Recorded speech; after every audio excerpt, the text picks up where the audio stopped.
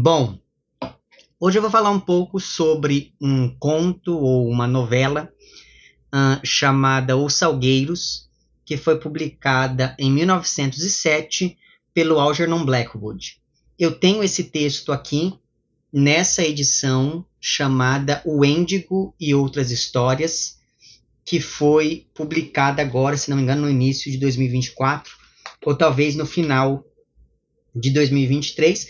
Essa daqui é uma edição em inglês. Eu não sei se é fácil encontrar a obra desse autor traduzida aqui para o Brasil, mas é um autor do qual gostei bastante e é um autor muito representativo de uma série de subgêneros da literatura de horror.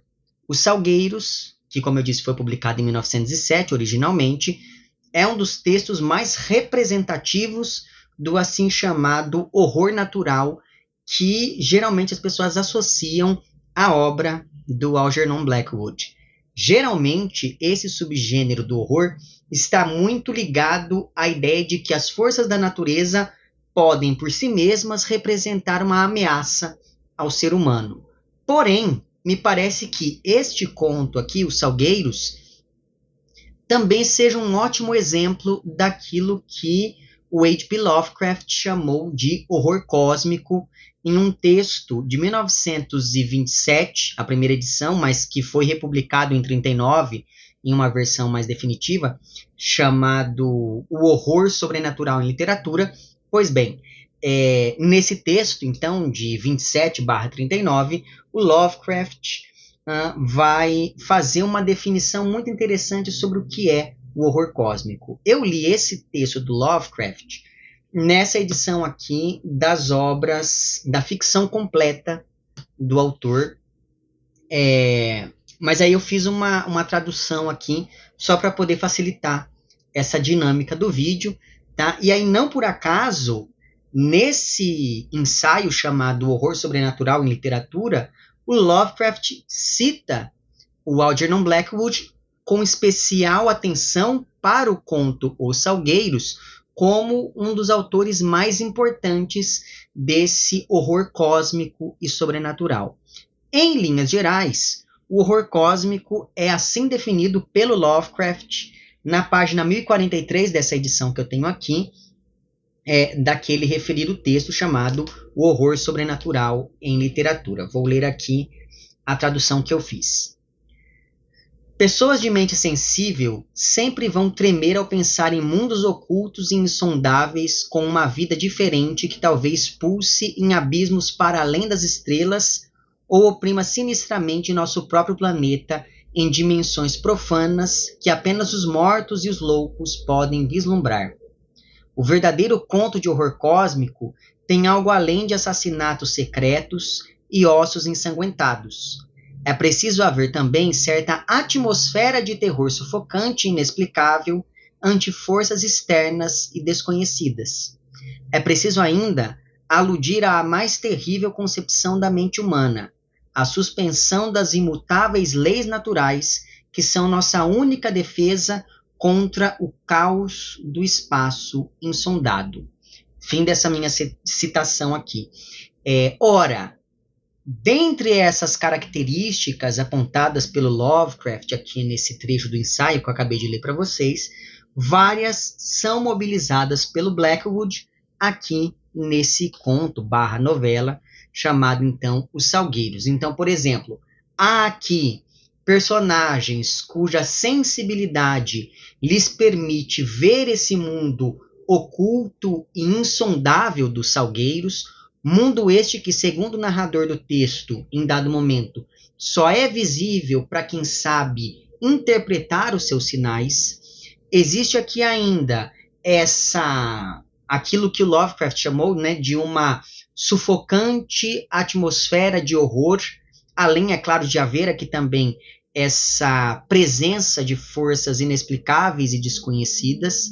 A questão da loucura sempre ronda os personagens desse conto, conforme eles vão se dando conta de todos os eventos estranhos com os quais eles se deparam. Tanto é assim que esses dois personagens até evitam conversar sobre esses mesmos eventos, uma vez que, de acordo com o narrador, quando você dá nome a alguma coisa, você torna este alguma coisa concreto, e a vaga possibilidade de tornar concretos esses elementos estranhos com os quais se deparam já faz com que os personagens deste texto percam um pouco da razão. E esse medo de verbalizar as coisas me fez pensar, por exemplo, que antigamente as pessoas não pronunciavam, por exemplo, o nome de certas doenças para não atrair aquilo. Então, por exemplo, às vezes uma pessoa já estava com câncer, mas aí ninguém falava o nome dessa doença para não atrair aquilo de alguma maneira, né? Então, é muito interessante perceber como essa característica que está presente aqui no conto, quase como algo mirabolante que os personagens inventam ali, mas na verdade isso é algo que faz parte da cultura popular. Pelo menos eu me lembro de entrar em contato com esse tipo de raciocínio várias vezes quando eu era criança. E finalmente, durante grande parte do início desse texto, o narrador vai percebendo que ele atravessou alguma fronteira que separa o nosso mundo cotidiano de um outro que é regido, então, por esse caos do espaço insondado referido pelo Lovecraft. Então, talvez o nome horror cósmico nos induza a pensar em coisas grandiosas, em eventos que acontecem em uma escala planetária, o que não deixa de ser verdade em alguns textos do próprio Lovecraft. Mas esse conto aqui, esse texto do Algernon Blackwood, ele aterroriza pela simplicidade. Isso porque o autor investe menos em eventos terríveis e indescritíveis e mais na construção de um clima marcado pelo estranhamento a partir de algo aparentemente conhecido, o que poderia abrir todo um leque de discussões aproximando esse texto do Blackwood à noção, por exemplo, de Unheimlich proposta pelo Freud. Eu poderia enveredar aqui por esse caminho também, mas não farei isso. Né? Exatamente por conta dessa característica, quer dizer, dessa simplicidade que ainda assim pode gerar terror, me parece que o Blackwood seja um autor mais interessante do que o Lovecraft, de quem eu gosto bastante, diga-se de passagem, mas que em alguns momentos pode ser meio cansativo de tanto que ele tenta descrever coisas que são indescritíveis. Ou seja, esse daqui, né, esse conto, Os Salgueiros, é o famoso conto de tensão e de atmosfera. Então, o que eu poderia, pensando assim na relação entre esses dois autores, me parece que talvez o Blackwood seja um autor mais interessante para quem está começando a ler coisas de horror cósmico, para só depois se ir ao Lovecraft, que tem um estilo muito mais truncado, muito mais rebuscado, que pode afastar algumas pessoas que ainda estão ali se iniciando nesse subgênero do horror. Mas enfim, pensando finalmente na trama aqui desse conto dos Salgueiros, ou dessa novela dos Salgueiros, enfim, tudo começa com esses dois amigos exploradores que decidem fazer uma viagem de canoa pelo Danúbio, saindo de Veneza e indo em direção a Budapeste. Ou seja, eles estão indo cada vez mais para o leste da Europa, e isso é um dado muito importante, então eu vou aqui fazer um parêntese só para falar um pouco sobre essa geografia, digamos. Né? O que acontece é que, ainda que não faça parte em termos territoriais, se a gente pensa na cultura, toda essa região ali da Hungria, que é para onde os personagens se dirigem, acaba sendo incluída na chamada Península Balcânica, junto, por exemplo, com a Romênia, que é a terra lá do Drácula, a Croácia, a Bulgária, a Sérvia e etc. E essa região dos Balcãs foi durante muito tempo referida como um lugar misterioso, exótico, afastado de uma fé verdadeira e mais propensa. Essa região, então, por isso mesmo, era mais propensa ao pecado.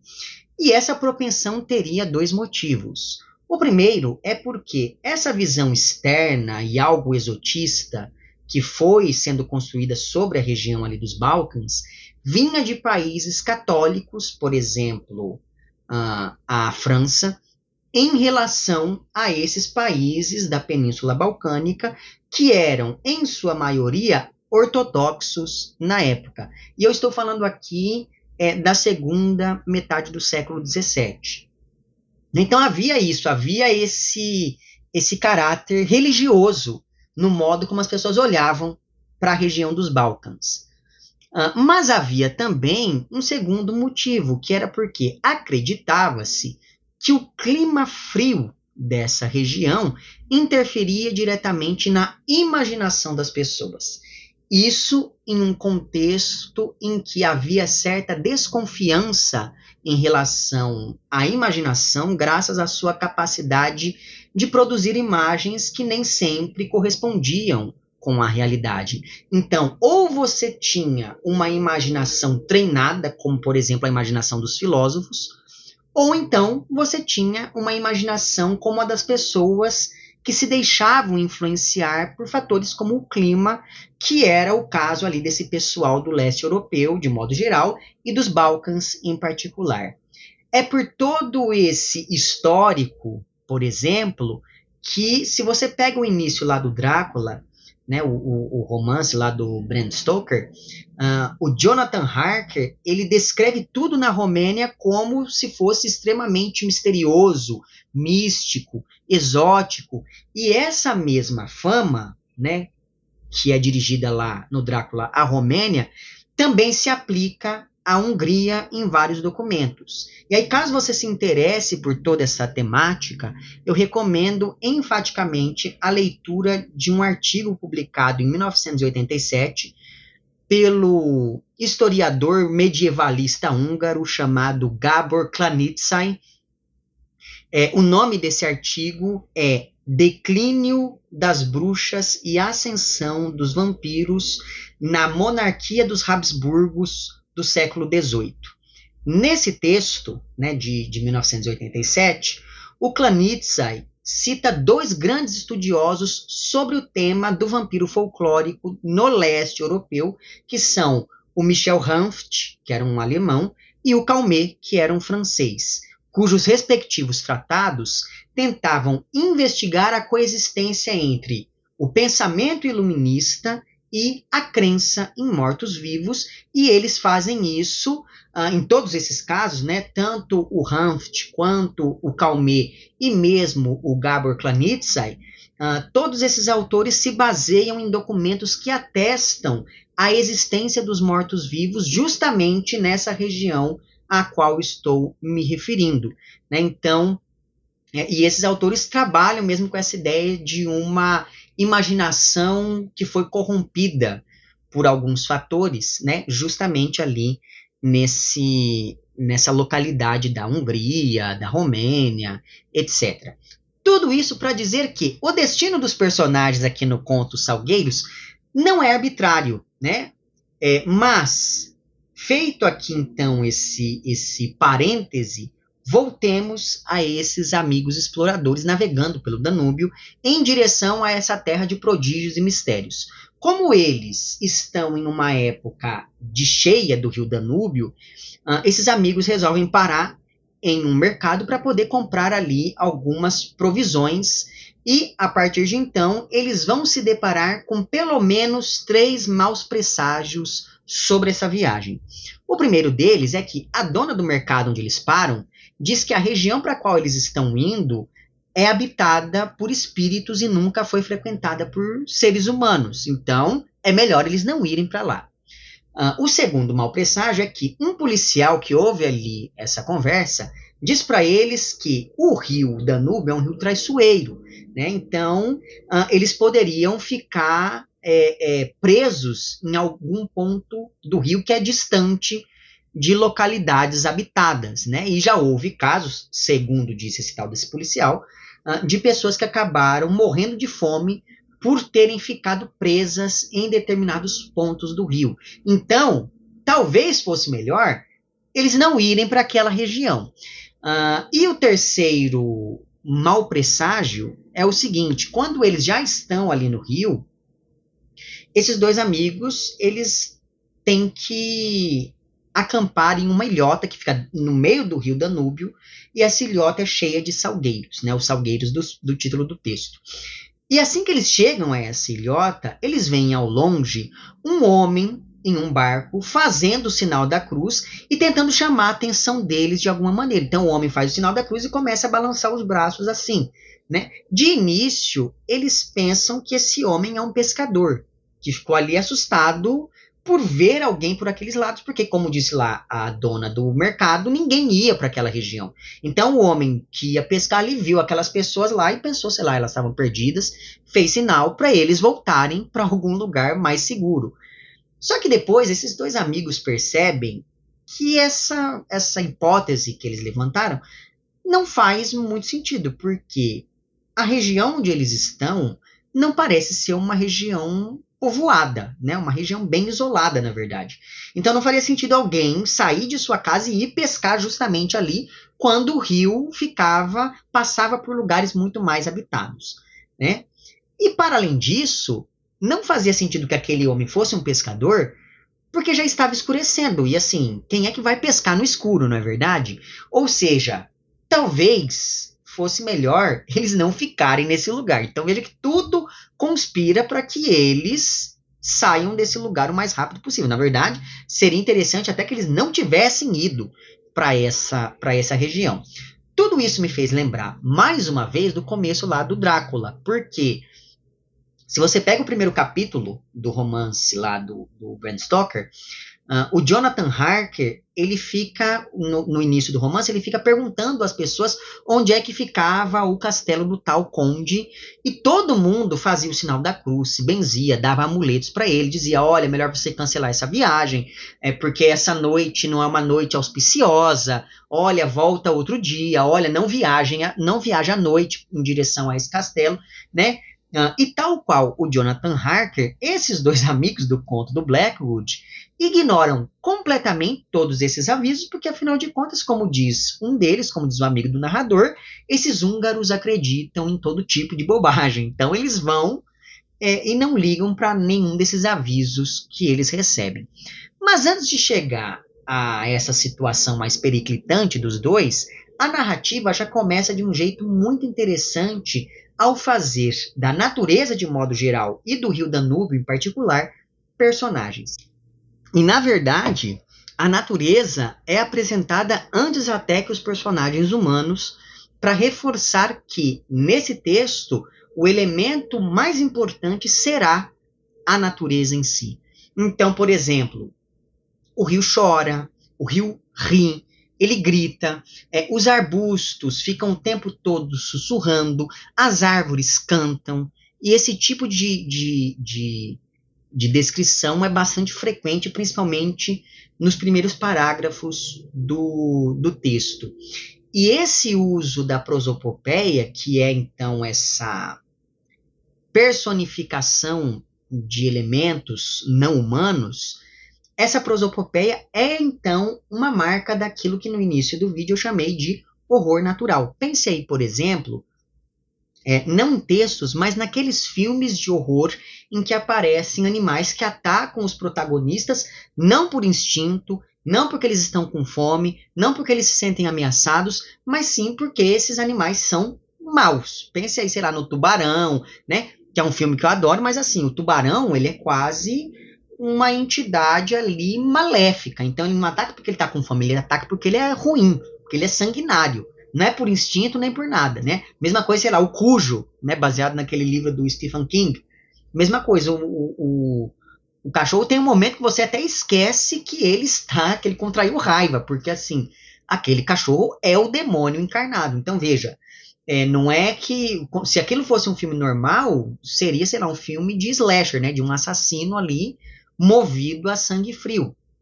E aí você coloca esse elemento da natureza como se ele tivesse uma motivação humana, quando na verdade ele não tem. Então, essa prosopopeia é uma marca desse chamado horror natural.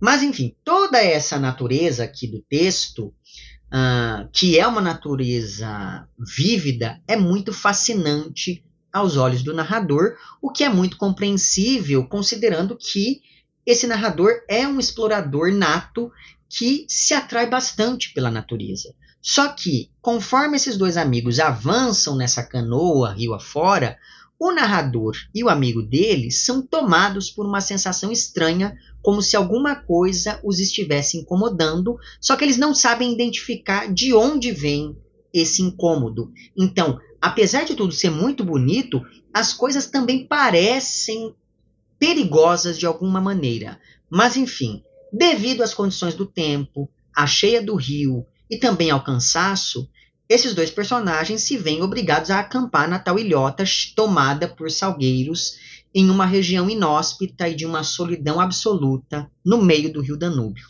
E aí eu separei aqui um trecho do conto que eu traduzi e vou ler para vocês agora. Ele está na página 59 dessa minha edição aqui e diz o seguinte: rapidamente entramos em uma terra desolada e em menos de meia hora não avistamos barco, nem cabanas de pesca, nem telhados vermelhos ou quaisquer outros sinais de habitação humana ou civilização.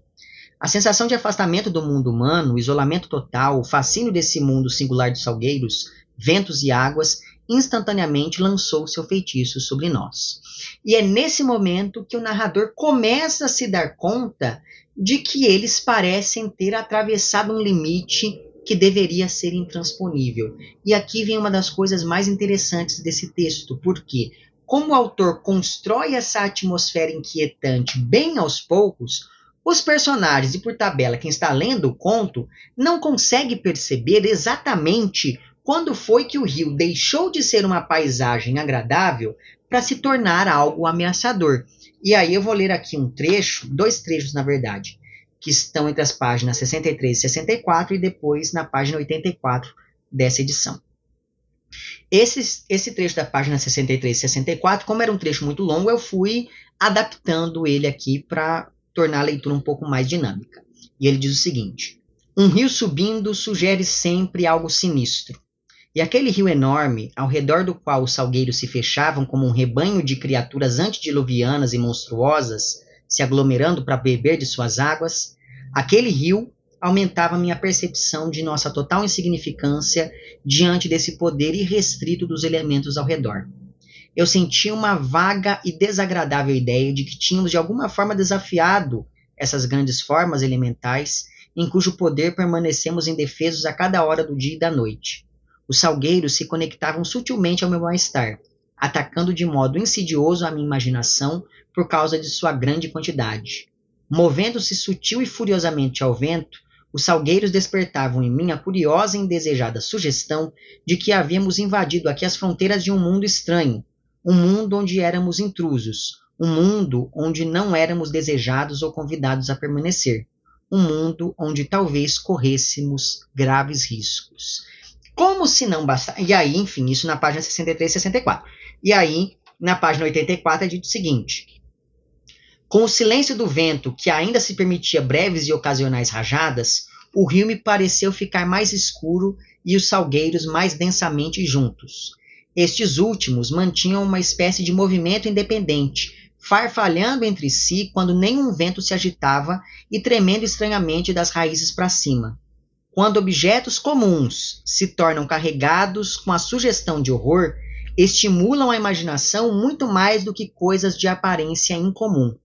E esses arbustos amontoados ao nosso redor assumiram para mim na escuridão uma aparência bizarra e grotesca que lhes emprestava de alguma forma um aspecto de criaturas vivas e com um propósito. Eu sentia que sua própria normalidade mascarava o que era maligno e hostil a nós. Enfim, como se não bastasse tudo isso, existe uma outra ameaça muito mais tangível em toda essa situação. Como eu disse, esses amigos tiveram que acampar em uma ilhota, só que eles também não podem ficar muito tempo nessa ilhota, uma vez que, devido à época das cheias, quanto mais o tempo passava, mais a maré avança e aí essa ilhota ela vai diminuindo cada vez mais. E isso também contribui para essa sensação de que eles não eram bem-vindos nesse lugar, mas agora já não tinha muito mais o que fazer a não ser comer alguma coisa, conversar ali algumas amenidades e depois finalmente ir dormir. E aí, em mãos menos habilidosas, a descrição desse tipo de minudência poderia ser bem chata, mas felizmente não é isso que acontece, talvez porque o próprio Blackwood era um explorador nas horas vagas, segundo o que fica dito aqui. A partir de então, as coisas, então, instalados ali naquela ilhota, e tendo toda essa sensação de estranhamento em relação a tudo, as coisas vão ficando cada vez mais estranhas para esses personagens, porque os salgueiros parecem, como ele diz aqui em dada altura, ficar balançando o tempo todo, mesmo quando não há vento, e além disso, o tempo todo esse narrador ouve barulhos ao redor. Só que existe uma explicação racional para tudo isso, porque o mato ele faz barulho mesmo, né? Ainda que em uma região completamente inóspita. Então, não sei se você já foi acampar em algum momento, ou se você já foi para uma região muito isolada, mas o mato faz barulho. É normal que o mato faça barulho, né? E de início, o amigo do narrador ele recorre justamente a esse tipo de racionalização ao se deparar com essas pequenas estranhezas, mas que podem ser explicadas por meio da razão. Só que o tempo vai passando, esses dois amigos eles decidem dormir, até que o narrador acorda no meio da noite com aquela sensação esquisita de antes, e quando ele olha para fora da barraca onde ele está, ele vê sombras. Olha, só de falar isso eu já fico até arrepiado.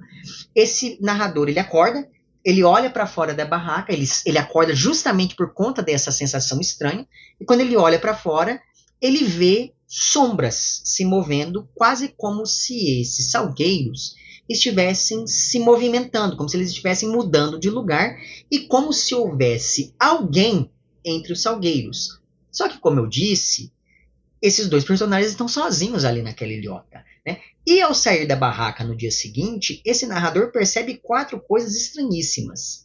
Os salgueiros parecem estar muito mais próximos do acampamento do que estavam na noite anterior, quase como se eles tivessem andado por ali, e essa impressão ganha ainda mais força porque há vários buracos fundos no chão, como se essas árvores tivessem saído de um lugar e ido para outro.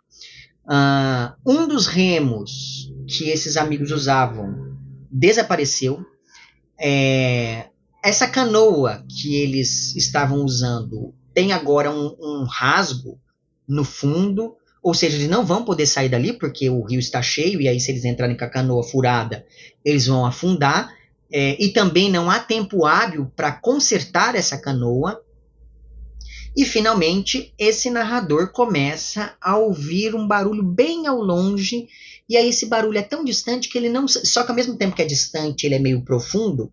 E aí o narrador não sabe dizer se esse barulho é provocado por um sino, se ele é provocado pelo vento, ou se ele é provocado pelos próprios salgueiros, que a essa altura já ganharam o status de criaturas vivas e conscientes.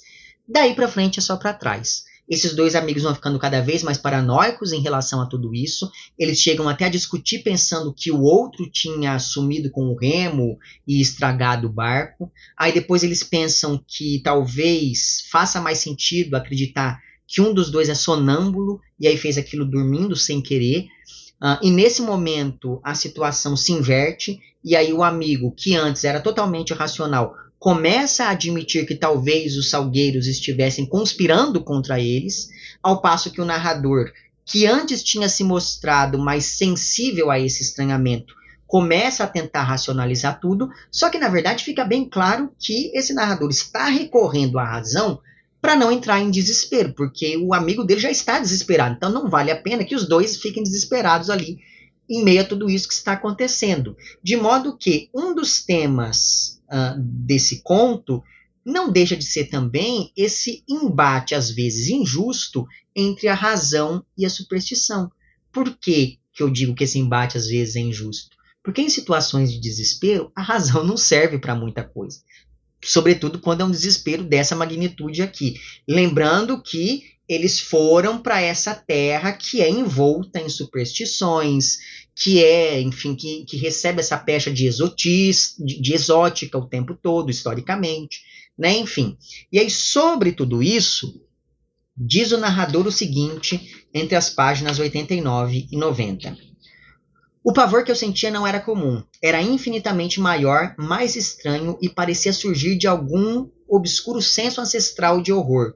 mais profundamente perturbador do que qualquer coisa que eu tivesse conhecido ou sonhado. Tínhamos nos desviado para alguma região ou conjunto de condições onde os riscos eram grandes, mas ininteligíveis para nós, onde as fronteiras de algum mundo desconhecido estavam próximas de nós. Era um ponto mantido pelos moradores de alguma outra dimensão, uma espécie de olho mágico de onde eles podiam espiar a Terra sem ser notados. Um ponto onde o véu entre nós tinha se desgastado um pouco.